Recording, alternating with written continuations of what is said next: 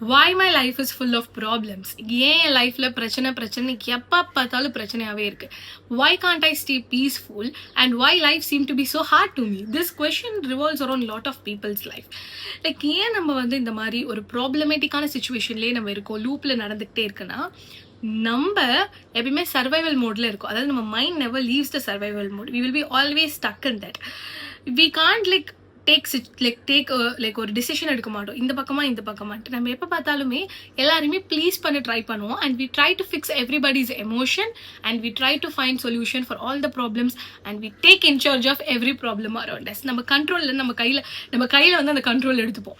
நம்மளை சுற்றி இருக்கக்கூடிய எல்லா பிரச்சனையுமே நானே வந்து சால்வ் பண்ணுவேன், நானே ஹேண்டில் பண்ணுவேன்ட்டு நீங்கள் எல்லாத்துக்கும் உங்களோட எமோஷன்ஸு டைமே கொடுக்க ஆரம்பிச்சிருவீங்க.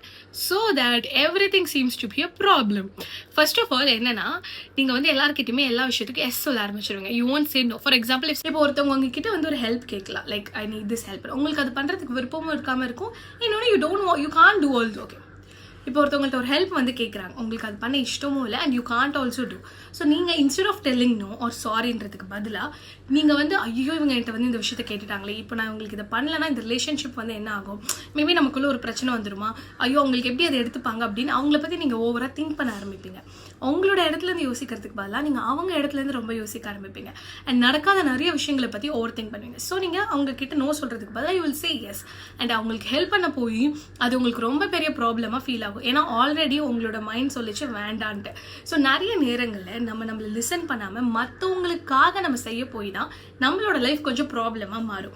நீங்கள் நிறைய யோசிச்சு பாருங்களேன், எப்பயுமே நீங்களே உங்களோட ஓன் ப்ராப்ளம்ஸை கிரியேட் பண்ணிக்கிறீங்கன்னு சொல்லுவீங்க. அது ஏன்னா instead of telling no or instead of taking a stand for your self, நீங்கள் மற்றவங்களுக்காக எஸ் சொல்லிட்டு மற்றவங்களோட எமோஷன்ஸும் அவங்க என்ன நினைப்பாங்க, அவங்க எப்படி யோசிப்பாங்க, அவங்கன்னு மற்றவங்களுக்காக நீங்கள் செஞ்சுருப்பீங்க.